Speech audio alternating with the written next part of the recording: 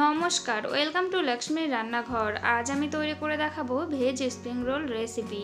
শীতের সন্ধ্যায় বাইরের কিছু খেতে মন চাইলে এই রেসিপিটি তৈরি করে খেতে পারেন। এই রেসিপিটি তৈরি করতে কিন্তু একদমই বেশি সময় লাগে না। তাহলে চলুন দেখে নিই রেসিপিটি কিভাবে তৈরি করছি।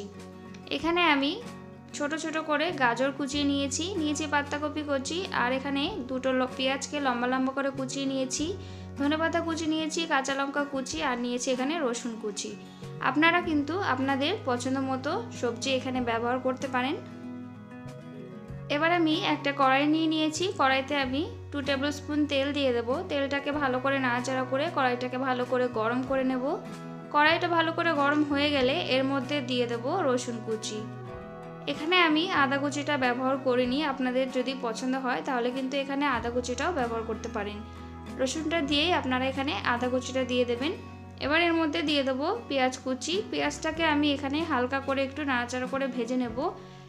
পেঁয়াজের কিন্তু কালার পরিবর্তন হওয়ার দরকার নেই, সামান্য একটু নরম হয়ে আসা অবধি এটাকে আমি ভেজে নেব। দেখুন পেঁয়াজটা কিন্তু নরম হয়ে গেছে। এবার এর মধ্যে দিয়ে দেবো কুচিয়ে রাখা গাজরগুলো, আর দিয়ে দেবো এর মধ্যে পাতাকপি কুচি। গাজর আর পাতাকপিটা দিয়ে ভালো করে আবার নাড়াচাড়া করে নেব একটুখানি। এখানে কিন্তু আপনারা আপনাদের পছন্দ মতো সবজি ব্যবহার করতে পারেন, যে কোনো সবজি। একটুখানি নাড়াচাড়া করে মিশিয়ে নেওয়ার পরে এর মধ্যে দিয়ে দেবো হাফ টিস্পুন মতো এখানে আমি লবণটা কিন্তু আপনারা আপনাদের স্বাদ অনুসারেই ব্যবহার করবেন। লবণটা দিয়ে একটুখানি নাড়াচাড়া করে নেব।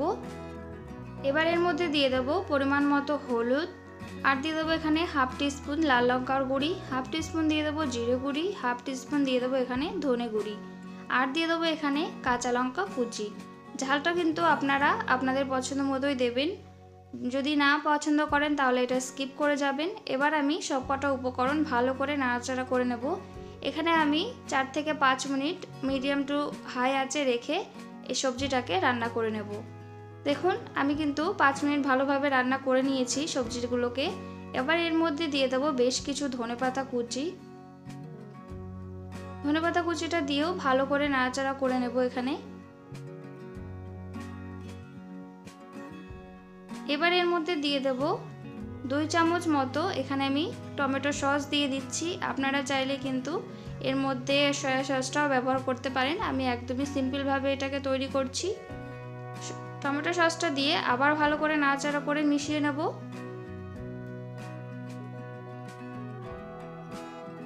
ভালো করে আমি মিশিয়ে নিয়েছি। এবার এটাকে আমি একটা পাত্রের মধ্যে নামিয়ে নেব। এখানে আমি 1 চামচ মতো ময়দা নিয়েছি। ময়দার মধ্যে জল দিয়ে আমি একটা গাঢ় ব্যাটার তৈরি করে নেব। আপনারা যদি আমার চ্যানেলটিকে সাবস্ক্রাইব করে না থাকেন প্লিজ সাবস্ক্রাইব করে আমার পাশে থাকবেন। আমি ঠিক এরকম গাঢ়তে ব্যাটারটাকে তৈরি করে নিয়েছি। এবার আমি এখানে যে স্প্রিং রোলের শীট হয় সেই শীটটাকে নিয়েছি। এই শীট বানানোর রেসিপিটি কিন্তু আপনারা আমার চ্যানেলে পেয়ে যাবেন, আমি লিংক ডিসক্রিপশানে দিয়ে দেবো, আপনারা চাইলে দেখে নিতে পারেন। এবার এর উপরে দিয়ে দেবো যে সবজিটা তৈরি করে রেখেছি ভেতরের পুরটা। আপনারা আপনাদের পছন্দ মতো পুর এর মধ্যে দিয়ে দেবেন। তারপরে আমি এটাকে ঠিক এইভাবে করে মুড়ে নেব। একটুখানি মুড়ে নিয়ে বাকিটাকে কিন্তু যে ব্যাটারটা তৈরি করে রেখেছি ময়দা দিয়ে, সেই ব্যাটারটা এইভাবে লাগিয়ে নেব। ভালো করে লাগিয়ে নিয়ে আমি এটাকে ঠিক এইভাবে করে মুড়ে দেব। যেভাবে আমি মুড়ছি সেইভাবে কিন্তু মুড়ে নিতে হবে, না হলে তেলের মধ্যে দিলে কিন্তু খুলে যেতে পারে। দেখুন ঠিক এইভাবে করে তৈরি করে নিতে হবে। আমি আরও একটি তৈরি করে দেখাচ্ছি। পুরটা দিয়ে আমি এইভাবে মুড়ে নেব। আপনারা কিন্তু পরিমাণটা আপনাদের পছন্দ মতোই দেবেন ভেতরে পুরটা। এবার ব্যাটারটা নিয়ে এইভাবে করে আমি লাগিয়ে নেব। এবার ভালো করে মুড়ে নেব। আমি একইভাবে কিন্তু সবগুলোকে তৈরি করে নেব। এখানে আমি একটা কড়াই নিয়েছি। কড়াইতে আমি বেশ কিছুটা তেল দিয়ে দেব। তেলটাকে একটুখানি গরম করে নেব ভালো করে। এবার যে রোলগুলো বানিয়ে রেখেছি সেই রোলগুলো দিয়ে দেবো এর মধ্যে। আমি দুটো দিয়ে একবারে ভেজে নেব, বেশি দেব না। আর এখানে কিন্তু আঁচটা মিডিয়াম আঁচে রেখেই আমি পুরোটা ভেজে নেব। উল্টে পাল্টে আমি এখানে গোল্ডেন ব্রাউন হওয়া অবধি ভেজে তুলে নেব। শীতের সন্ধ্যায় এইভাবে একবার স্প্রিং রোল বানিয়ে খেয়ে দেখবেন, খেতে কিন্তু খুবই ভালো লাগে। দেখুন আমি কিন্তু উল্টে পাল্টে গোল্ডেন ব্রাউন হওয়া অবধি ভেজে নিয়েছি। এবার আমি এগুলোকে একটা পাত্রের মধ্যে তুলে নেব। বাকিগুলোকেও আমি একইভাবে দিয়ে ভালো করে ভেজে তুলে নেব। দেখুন সবগুলোকে কিন্তু আমি একইভাবে ভেজে নিয়েছি। এবার একটা আমি আপনাদের কেটে দেখাচ্ছি এটা কতটা সুন্দর হয়েছে।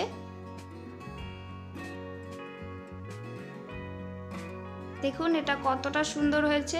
তৈরি হয়ে গেছে ভেজ স্প্রিং রোল রেসিপি। আপনাদের রেসিপিটি কেমন লাগলো অবশ্যই কমেন্ট করে জানাবেন। ভিডিওটি ভালো লাগলে লাইক, শেয়ার এবং সাবস্ক্রাইব করে আমার পাশে থাকবেন। একবার হলো বাড়িতে তৈরি করে খেয়ে দেখবেন, আশা করি অনেক ভালো লাগবে।